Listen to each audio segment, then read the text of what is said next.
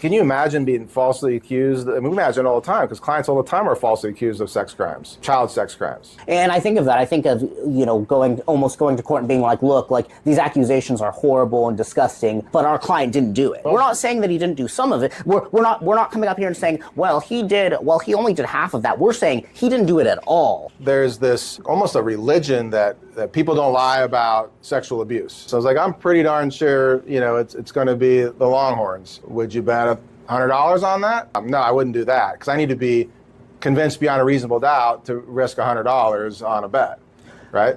Yeah, definitely. I mean, I'm thinking, and then like the more extreme example would be like Texas is playing, FCS school, Wichita State, and I'm like, okay, like there's almost no way Texas is going to lose. For me, I would think, maybe I'd do a friendly small bet on like a clear and convincing case, like Arkansas versus Texas. Okay, yeah, I'll put. That's risk tolerance. Yeah, exactly. So I wouldn't put $100, on some of those things. So the risk in a case that you get it wrong on a child custody case is a loving parent gets the kid, right?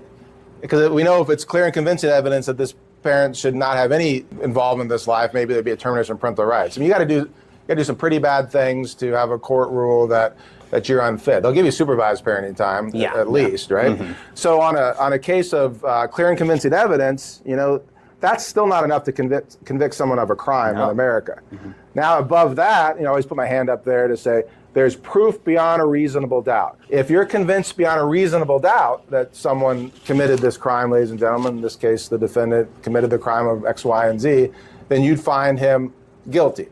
Now, if you're not convinced beyond a reasonable doubt, there's clear and convincing evidence. That's a lot of evidence.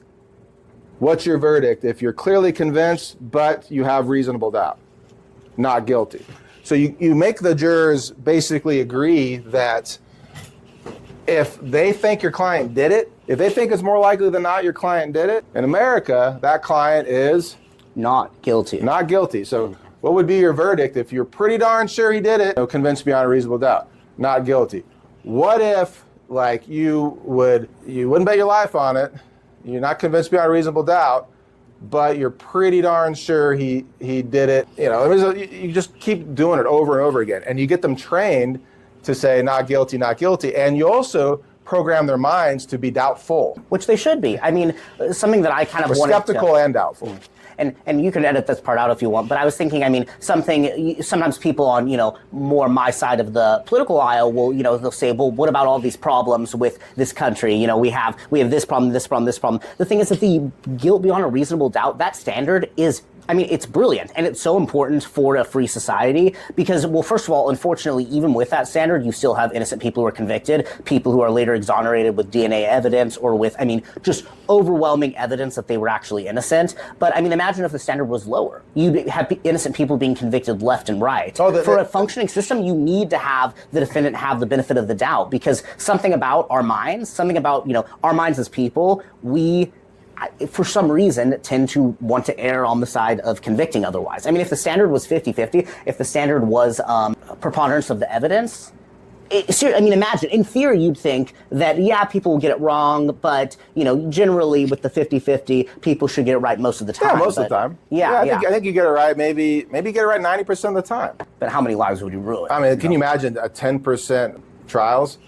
That would be so devastating. Nightmarish, yeah. The old adage is it's better to have 100 guilty people be let off than one innocent person be put to jail, right? Now, I always find it strange that on the right side of the aisle, I get along best with jurors that are very conservative, pro-constitutional, pro-Second Amendment, liberty-minded people. And what's the first thing you'd see them on a Facebook post that says we should execute pedophiles without a trial? It's like, man, yeah. They're like, yes, because they are governed by their emotions and they can't think thoughtfully. And that's just a problem with their educational system that we don't teach people how to think. We teach people how to be factory workers, and that profession is hard to find, nowadays, right? And there's a kernel of truth to that. The people who abuse children, that's despicable, evil, wrong. That's the kind of thing that we want to stamp out from this world. But those people should die, right? Those people, look, or maybe they deserve to die. They deserve to die. It's hard to, if I'm convinced beyond a reasonable doubt that somebody did something, I don't think I would be if I had any doubt at all, I don't know, I had a hard time. Like even a smidgen of doubt, I'd be like, oh, you know. I mean, yeah. Can you imagine being falsely accused? I mean, we imagine all the time because clients all the time are falsely accused of sex crimes, child sex crimes. Like the most unimaginably horrible things.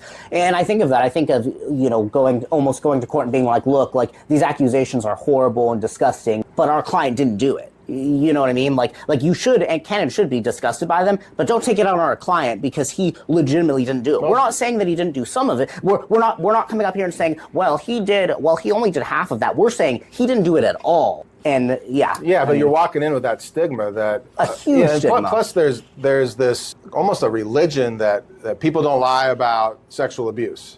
Like there's people that believe children and women don't lie about sexual abuse. It seems like that would make sense. Yeah, I mean, to the average person would say, you know, how could anybody lie about something like that? You know? The reason you think that is because you're not a sociopathic, broken person that would lie to get you away. You know, DA Trick goes, what motive do they have to lie? Well, they have a tiny little thing to gain. Like, why would they lie about that? Yeah, they're fucking broken. What a sick fucking creature. Imagine the sick weirdo that would be a pedophile. Imagine that same brain on a liar that would harm people for their own gain.